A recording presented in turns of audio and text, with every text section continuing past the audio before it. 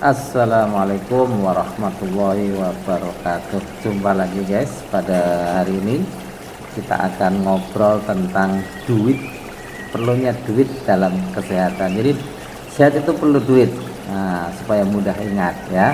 Apa itu duit? Pertama D, doa. U, upaya atau usaha juga boleh, tapi saya lebih senang pakai kata upaya agar tidak keliru dengan usaha yang bersifat ekonomi. Kemudian I-nya adalah ikhlas dan T-nya adalah tawakal. Pertama, bahwa sehat itu perlu doa. Ya, tidak semata-mata mengandalkan diri kita sendiri, tapi kita minta pada Allah.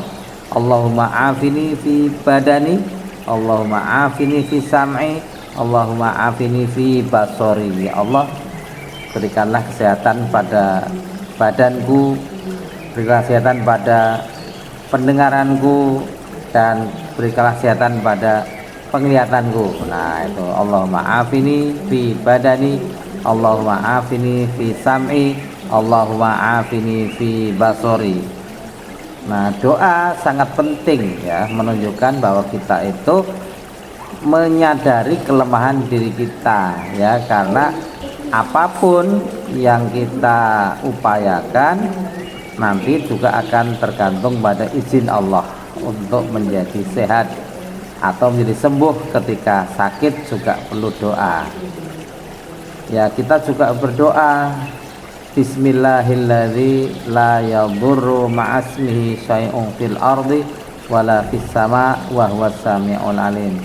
Kita berlindung pada Allah ya, mudah-mudahan tidak ada sesuatu pun yang di langit maupun di bumi yang akan dapat membuat madharat pada kita, yang akan membuat kita sakit, yang akan membuat kita celaka. Nauzubillah min dzalik. Kita berlindungnya kepada Allah Subhanahu wa taala. Itu doa. Nah, banyak lagi doa yang dicontohkan Rasulullah Shallallahu alaihi wasallam ketika seseorang yang sedang sakit atau orang menjenguk orang yang sedang sakit. Nah, ini sudah kita bahas pada video yang lain. Yang kedua adalah upaya.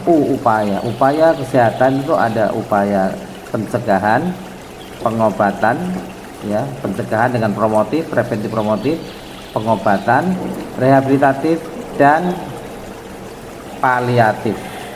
Kita belajar dari satu doa ya, yang sangat terkenal ketika orang menjenguk orang yang sakit ya.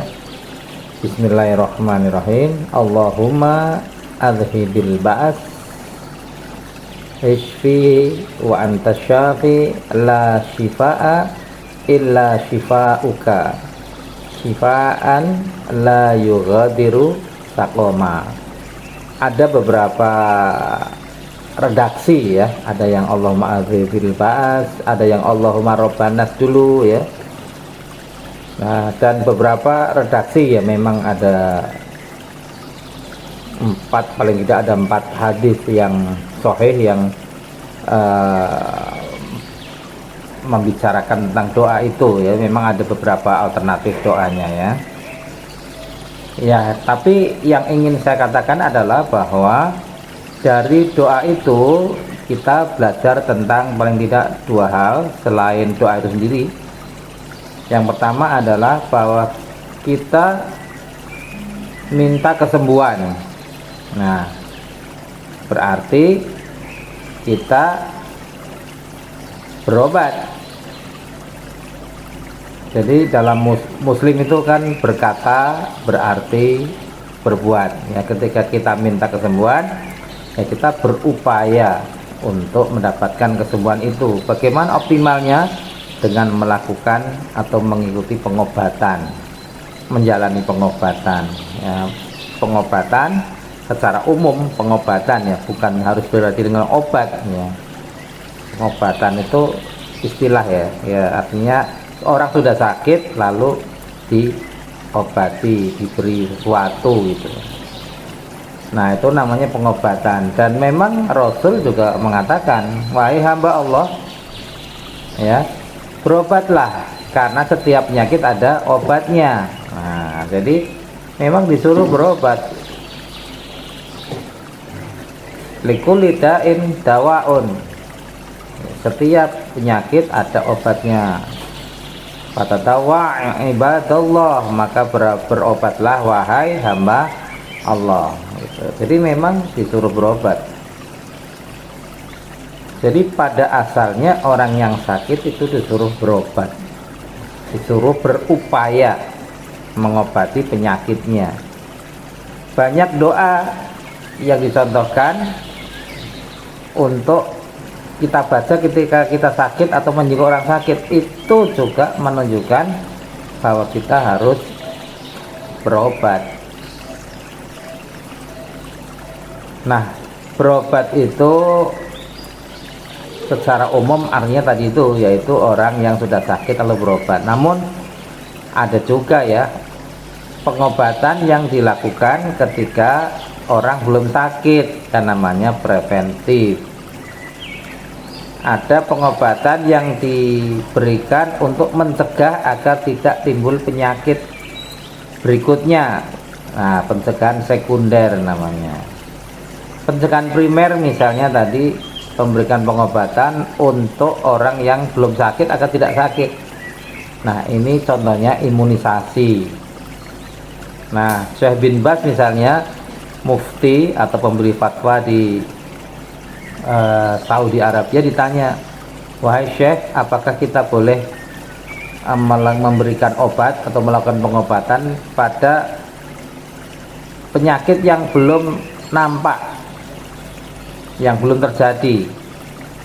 Beliau menjawab, la ba'sa, nggak apa-apa, boleh. Jadi kita melihat juga kemudian pada praktiknya para imam Masjidil Haram kemudian juga melakukan imunisasi. Yang menarik bahwa imunisasi, program imunisasi di Saudi itu berjalan dengan sangat baik, dan bahkan jenis vaksinnya itu lebih banyak daripada yang ada di Indonesia.